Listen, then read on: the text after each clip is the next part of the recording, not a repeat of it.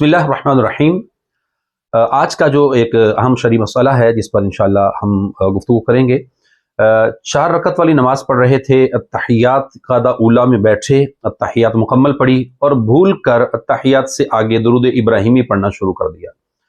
तो अब इस सूरत के अंदर क्या हुक्म है, और अगर उसने दुरूद इब्राहिमी कम या ज़्यादा पढ़ लिया तो नमाज के ऊपर क्या हुक्म आएगा, ये गलती किस लेवल की है और इस पर नमाज को दुरुस्त करने का क्या हुक्म है। तो इसको तवज्जो से समझ लीजिए कि क़ादा ऊला के अंदर अत्तहियात पढ़कर फ़ौरन उठ जाना ये वाजिब है। अगर उसने दुरूद इब्राहिमी पढ़ना शुरू कर दिया या आगे कुछ पढ़ लिया तो उसके अंदर मिक़दार ये है कि अल्लाहुम्मा सल्लि अला, यहाँ तक अगर उसने पढ़ लिया तो और फ़ौरन याद आ गया तो अब ये खड़ा हो गया तो अब वाजिब नहीं, इस पर सजदा साहब वाजिब नहीं हुआ। लेकिन अगर उसने अल्लाहुम्मा सल्लि अला मुहम्मद या इससे आगे तक के अल्फाज में आगे पढ़ना शुरू कर दिया तो अब इस सूरत के अंदर इस पर सजदा साहब वाजिब हो गया।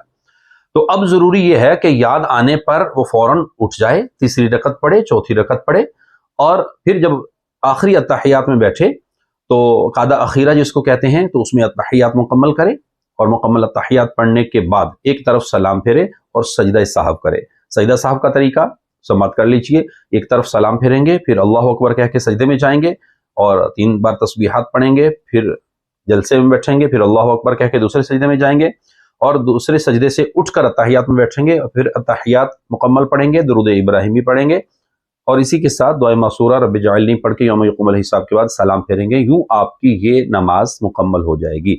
तो याद रखें, यहाँ पर भी इस चीज़ को समझ लीजिए, ये वाजिबात नमाज में से था कि तादील अरकान का भी ख्याल रखा जाए और अरकान में किसी भी चीज़ का इजाफा ना किया जाए।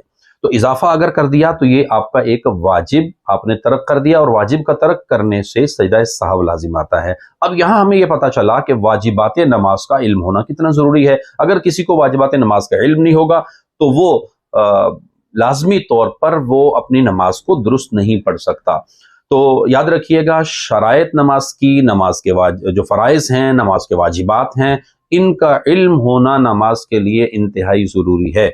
हमारी दीगर वीडियोस इन टॉपिक्स पर हमारे चैनल पर मौजूद हैं।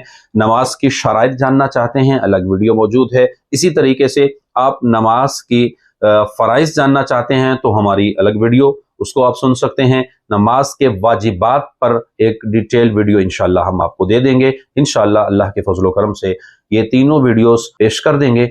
हम उम्मीद करेंगे कि आप उन वीडियोस को जब सुनेंगे तो उससे आपके ये मसाइल भी हल हो जाएंगे। अल्लाह हम सबका हामी नासिर हो, अमल की तौफीक अता फरमाए। जज़ाकल्लाहु खैर।